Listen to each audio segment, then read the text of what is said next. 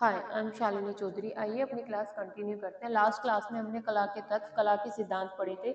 इस क्लास में हम अपने नमूना यानी कि डिजाइन को डिस्कस करेंगे।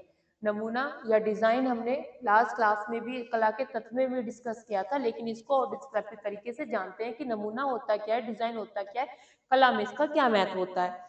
तो नमूना या डिजाइन, इसके कुछ उपनाम भी होते हैं, इसको उपनामों से भी जाना जाता है। जैसे एक का आपका नमूना हो गया, एक आपका डिजाइन हो गया, एक आपका होता है प्रारूप, एक आपका होता है विन्यास आदि। ये इन नामों से भी जाना जाता है। इनकी क्या इंपॉर्टेंट होती है कला में? कला में क्या होता है कि किसी भी चीज को सुंदर बनाने के लिए, उसकी सुंदरता में चार चांद लगाने के लिए हम क्या करते हैं, उसमें ड्राइंग बनाते हैं, कला करते हैं। तो कोई भी, जैसे हमारी खाली स्थान है, इसमें हमें कोई डिजाइन बनाना है, कुछ सुंदर करना है, तो जो इसकी सुंदरता को बढ़ाने के लिए जिस प्रतिलिपि या रेखाओं के माध्यम से कोई आकृति बनाते हैं या इसको व्यवस्थित ढंग से व्यवस्थित करते हैं, वो हमारा नमूना कहलाता है। नमूने के अंदर क्या होता है, एक जो आपकी लाइनें हैं, तो लाइनों को सही तरीके से जोड़ा मरोड़ा जाता है, जिससे कि उससे कोई सुंदर सी फिगर बन के बाहर आती है, सामने आती है। जैसे आप, और इसमें एक बात को और ध्यान रखा जाता है, जब आप कोई डिजाइन बनाते हैं, कोई नमूना बनाते हैं, तो उसमें आप क्या करते हैं, एक पैटर्न यानी कि लय का भी इस्तेमाल करते हैं, कि कंटिन्यूटी क्या है, कि वो एक ही पैटर्न में जो है चीजें चलती रहें। इसके बाद क्या होता है, इसमें नमूना बनाने के बाद रंग का चुनाव या फिर उसकी सुंदरता, उसको कैसे फुलफिल करना है, वो कैसे अट्रैक्टिव बनाना है, ये सब हमारे डिजाइन के अंदर ही आता है। इसका एक एग्जांपल ये भी है कि जैसे जब आप मकान बनाने चलते हैं, आप कोई घर बनाते हैं, या आप कोई चीज, किसी चीज को आपको बनाना है, तो आप उसकी एक रूपरेखा तैयार करते हैं ना, एक संरचना बनाते हैं कि कैसे आपकी चीजें कैसी होनी चाहिए, घर में कितने कमरे होने चाहिए, वॉशरूम वगैरह कहाँ होना चाहिए, कहाँ आपका किचन गार्डन होना चाहिए, किचन गार्डन होना, वैसे नॉर्मल गार्डन होना चाहिए। तो वो सब चीजें क्या है, आप एक पेज पर ड्रॉ कर लेते हैं, जो आप एक लाइनों के माध्यम से, रेखाओं के माध्यम से, जो एक स्ट्रक्चर आपने बनाया, जैसे कुछ लोग आर्किटेक्ट वगैरह से बना लेते हैं, कुछ लोग खुद से ही ड्रॉ कर लेते हैं। तो वो सब जो एक लाइनों के माध्यम से स्ट्रक्चर जो आपने तैयार किया है, वो आपका नमूना कहलाता है। आई होपफुली कि आपको नमूना समझ में आया होगा कि नमूना होता क्या है। तो इसी में ये भी दिया हुआ है कि नमूने को डिजाइन जो है कला के तत्वों में समझा गया था, इसके कुछ अन्य नाम है, नमूना, विन्यास, प्रारूप या बनेगी। तो इसमें आगे पढ़ते हैं, जो रेखाओं की नमूना होता क्या है। नमूना होता है कि रेखा आकार बनावट, जो रेखा लाइन है हमारी, आकार बनावट एवं रंगों से किसी भी वस्तु को व्यवस्थापित रूप को नमूना कहते हैं। जो कि मैंने अभी आपको समझाया कि जैसे ये आपकी लाइन है, अगर इन लाइन को आप ऐसे यहाँ जोड़ेंगे, ऐसे यहाँ जोड़ेंगे और ऐसे यहाँ जोड़ेंगे, तो इससे क्या है, ये आपको एक आकृति आपको प्रोवाइड हुई, एक आकृति बनी ना इससे। तो ये जो ट्रायंगल की शेप आपको मिली है, ये क्या है कि नमूना है। तो ऐसे ही डिजाइन कला का सौंदर्यात्मक प्रदर्शन करता है, जिसके बिना कला अधूरी होती है। और अर्थात डिजाइन किसी विशिष्ट उद्देश्य अथवा अर्थ के लिए किए गए चुनाव और संगठन को दर्शाता है। यानी कि नमूना क्या है, कई बार क्या होता है कि पैटर्न से ही, अपने पैटर्न से बना के आप, या अपनी कला के द्वारा ही किसी आकृति में बना के आप बहुत सारी बातें समझा देते हैं। जैसे आपको बोलने की जरूरत नहीं पड़ती। जो पेंटर लोग होते हैं, वो अपनी पेंटिंग के माध्यम से अपने भाव व्यक्त करते हैं, तो उनकी पेंटिंग को देखकर कोई भी समझ जाता है कि ये अपनी पेंटिंग के जरिए क्या समझाना चाह रहे हैं। डिजाइन एक विचारधारा है, वही आपके व्यूज हैं जो पेंटर यूज करते हैं, जिसके माध्यम से व्यवहारिक संवेदनात्मक गुणों का सफल प्रदर्शन किया जाता है।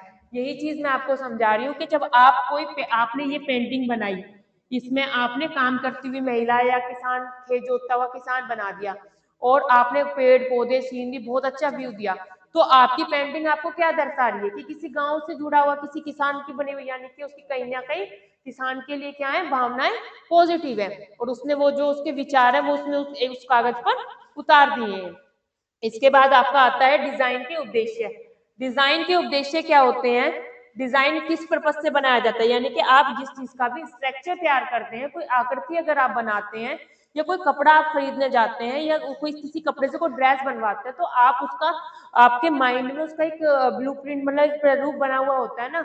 तो वो क्या देख के करते हैं, उसका पैटर्न, उसका डिजाइन कि किस तरह का सुंदर ये होना चाहिए। तो क्या उद्देश्य होते हैं? सुंदरता, वह क्रियात्मकता प्रदर्शन करती है, यानी कि जो भी डिजाइन आपका हो, जो नमूना आपने चूज किया है वो बहुत सुंदर और क्रियात्मक होना चाहिए, यानी कि अट्रैक्टिव होना चाहिए, लगना चाहिए कि ये कुछ हटके है, यानी कि इसमें कुछ अलग बात है।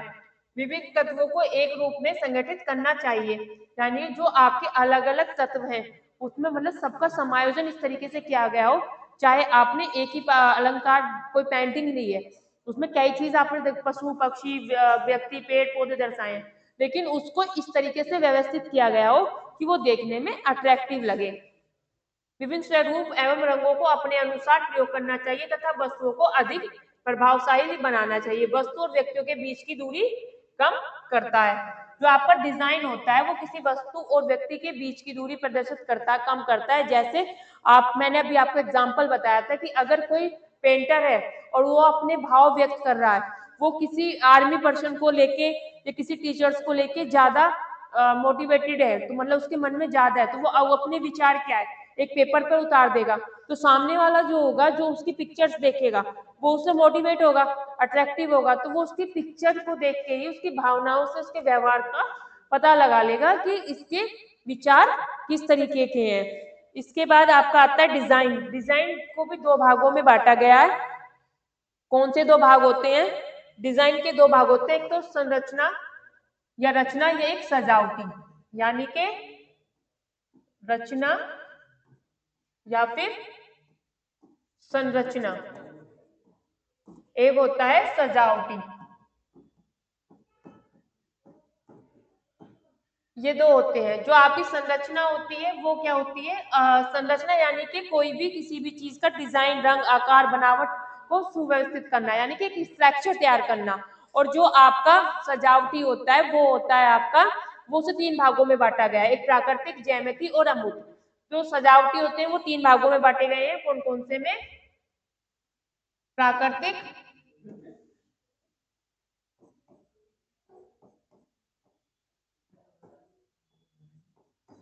ज्यामितीय और अमूर्त। ठीक है। प्राकृतिक कौन सी होती है? जो कपड़ों पे की जाती है, पेड़ पौधे, कपड़ों आदि पर की जाती है। जैसे जो नेचुरली हमारे व्यूज होते हैं, पेड़ पौधे बना दिए, घना जंगल बना दिया, इस तरीके की चीजें जो हमारी मतलब नेचर को रिप्रेजेंट करती है। और ज्योति में कौन कौन से होते हैं? फुलकारी। फुलकारी कहाँ की कढ़ाई है? पंजाब की। क्वेश्चन आपसे पूछ लेता है, वो कई बार रिपीटेड में भी आया है कि फुलकारी कहाँ की कढ़ाई है, तो पंजाब की। इसके बाद दूसरा आता है आपका अल्पना। अल्पना कहाँ की है? पश्चिमी बंगाल की। इसके बाद आता है आपका मोरियस। तो ज्यामिति में ये आते हैं। आपको अमूर्त में आपका आगे देखेंगे कौन सी आती है। तो प्राकृतिक आप समझ गए, जो कपड़े वगैरह पे प्रिंट किया जाता है, पेड़ पौधे, सीनरी आदि आती है। और ज्यामिति में आपकी फुलकारी, अल्पना, मोरियस आती है, यानी कि आपकी जिसमें कुछ आकृति रिप्रेजेंट की गई हो, काम करते हुए, घोड़े दौड़ते हुए, या इस तरीके की। ये आपके तीन पार्ट्स में डिवाइड है, यानी कि संरचना और सजावटी टू पार्ट्स में डिवाइड है। सजावटी जो होती है वो तीन पार्ट में आपने इसमें वर्गीकृत किया है। किस किस में? प्राकृतिक, ज्यामिति और अमूर्त में।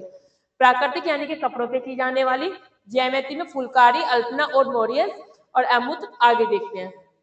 इसके बाद आपका आता है रचनात्मक डिजाइन। रचनात्मक डिजाइन क्या होते हैं?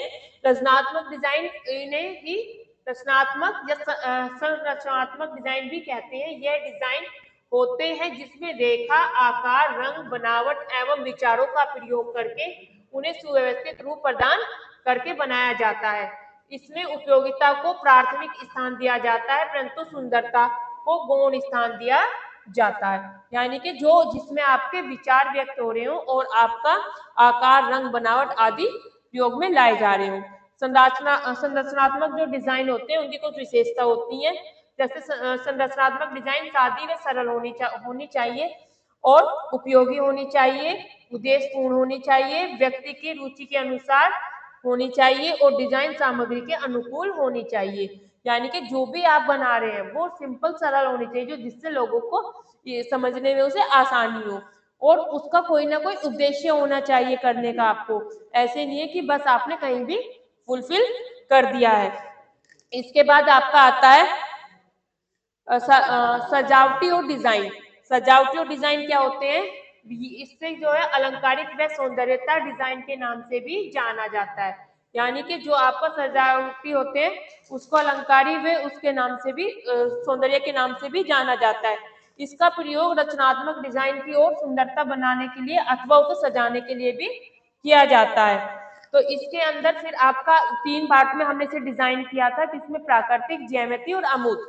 तो जो आपका रचनात्मक डिजाइन होता है उसकी जो खूबसूरती, रचनात्मक डिजाइन की खूबसूरती, सौंदर्य एवं आकर्षक बढ़ाने के लिए जिन रेखा, रंग, आकृति एवं सजावटी सामान का उपयोग किया जाता है तथा वे सभी मिलकर डिजाइन को उच्च स्तर का प्रदान करने के लिए उसमें सजावट की जाती है। जैसे मान लिया आपको एक सिंपल ये पेड़ है, ऐसे एक पेड़ बना हुआ है, यानी कि पेड़ का पैटर्न फॉलो हो रहा है लय में, किसी कपड़े पर आप एक प्राकृतिक डिजाइन बना रहे हैं। अब इसको जो आप मोती या थ्रेड से इसको ऐसे ऐसे भर देंगे या इस तरीके से इसमें जो आप अंदर एम्ब्रॉयडरी कर दोगे इसे सुंदर बनाने के लिए, तो किसी दूसरे कलर से आज को इसका बॉर्डर बना दोगे, तो वो सब क्या कहलाएगा? वो सब सुंदरता देगा, वो उसकी सजावटी कहलाएगा। यानी कि जैसे ऐसे समझिए कि एक सिंपल डोल है, एक सिंपल डोल आपको दी गई है कि इस डोल को आपको क्या करना है, बहुत सुंदर सजाना है। उसका सिंपल प्लेन कपड़े का आपने ड्रेस बनाई, लहंगा बनाया, उसमें फिर आप क्या करते हैं, उसको सुंदर बनाने के लिए, अट्रैक्टिव बनाने के लिए कढ़ाई करते हैं, मोती, नलकी, इन सब चीजों का इस्तेमाल करते हैं। इस्तेमाल होने के बाद फिर आप क्या करते हैं कि वो आपका एक अट्रैक्टिव सा अलग ही लगने लगता है, जिससे वो सबसे हटके हो जाता है। तो ये सजावटी आपको समझ में आया होगा कि जो कपड़े को तैयार होने के बाद उसको एक अंदर सुंदर अलग से सुंदर लुक देने के लिए यूज किया जाता है। इससे क्या होता है, किसी भी कपड़े की शोभा बढ़ जाती है। तो जो आपका रचनात्मक व सजावटी डिजाइन है उनमें कुछ अंतर होते हैं, उनमें क्या अंतर होते हैं वो हम अब आगे देखते हैं। नंबर 1 रचनात्मक। रचनात्मक क्या होता है? ये उपयोगिता पर अधिक बल देता है, यानी कि ये रचनात्मकता जो होती है वो क्या है कि वो देखेगा कि वो टिकाऊ चीज जो है वो टिकाऊ बनी रहे, वो यूजफुल रहे, ना कि सिर्फ वो सजावटी हो। सजावटी में क्या होता है, ये सौंदर्य और आकर्षण पर अधिक बल देता है कि उसमें हमने स्टोन मोती लगा के कोई चीज बना दी है तो वो क्या है, वो ज्यादा चमकीली और भड़काऊ हो जाएगी, यानी कि वो अट्रैक्टिव हो जाएगी। तो उसका फोकस क्या रहेगा, सिर्फ उस पर रहेगा कि वो सुंदर लगनी चाहिए, और रचनात्मक में क्या रहेगा कि वो यूजफुल होनी चाहिए। नंबर 2 डिजाइन सादा व सरल होना चाहिए, यानी कि आप सिंपल, आप अगर ये वाली कैशमेंट कढ़ाई कर रहे हैं तो सिंपल टाके का यूज कर रहे हैं इसमें। और अगर डिजाइन अलंकारी में, इसमें सजावटी में क्या होता है कि डिजाइन अलंकारी में सौंदर्यपूर्ण होना चाहिए। इसका फिर थर्ड पॉइंट है, डिजाइन सादगी के साथ मौलिक एवं वास्तविक होता है। और सजावटी में क्या होता है, जो सजावटी डिजाइन है वो रचनात्मक होता है। संरचनात्मक डिजाइन क्या होता है, पर पुनः सजावट की जा सकती है, यानी कि वो सिंपल था तो सिंपल में क्या करेगा कि इस पे अगर एक बार आपका क्योंकि उपयोगिता के आधार पे उसने रखा है तो उस आकृति को आप दोबारा अपने सहूलियत के हिसाब से पुनः उसका उपयोग कर सकते हैं। लेकिन जो आपका सजावटी होते हैं उन्हें पुनः जो होते हैं अगर बेजान बदली है वो आकर्षणहीन लगने लगते हैं। अगर एक बार आपने किसी कपड़े पे एम्ब्रॉयडरी की है, उस एम्ब्रॉयडरी को आप उधेड़ दें या उसके स्टोन टूट जाए या उसके मोती निकल जाए तो उसके बाद क्या वो मतलब भद्दा लगने लगता है। अगर आप उसको उधेड़ भी देंगे तो वहां कहीं ना कहीं ड्रॉ किए हुए पिन के निशान रह जाते हैं। इसके बाद होता है कम खर्चीला होता है, ये अधिक खर्चीला होता है। क्यों? क्योंकि ये सिंपल धागे से सिंपल कपड़े पे यूज हो रहा है और उसमें आप मार्केट से कुछ ना कुछ ज्यादा जो है कॉस्टली चीजें यूज कर रहे हैं, तो उससे क्या होगा कि उसकी कॉस्ट बढ़ जाएगी लेकिन लाइफ क्या है, कम हो जाएगी। नेक्स्ट आता है आपका फिर इसमें डिजाइन बनाने में कम समय और कम धन लगता है और कम शक्ति नष्ट होती है, यानी कि जो आपके रचनात्मक डिजाइन होते हैं वो उपयोगिता के आधार पर सिंपल साधारण बनाए जा रहे हैं जिससे उसको पुनः रिन्यू किया जा सके। लेकिन सजावटी में क्या होता है, आपका धन भी अधिक लग रहा है, महीन काम होता है, समय भी अधिक लग रहा है और एनर्जी भी अधिक वेस्ट होती है। यह एक पृष्ठभूमि तैयार करता है, यानी कि एक जो आपका लेआउट है जिसे कहते हैं आप, जैसे एक फ्लोर है, फ्लोर में जो आपकी पृष्ठभूमि है, नीचे आप जो फ्लोर में डिजाइन दे रहे हैं तो किसी भी कपड़े की सतह पर कह सकते हैं कि बन सकता है। और इसमें क्या होता है, ये पृष्ठभूमि के बाह्य धरातल को सजाता है। डिजाइन बनाने हेतु स्थान में पदार्थ पर बहुत से ध्यान देने योग्य जरूरत नहीं होती।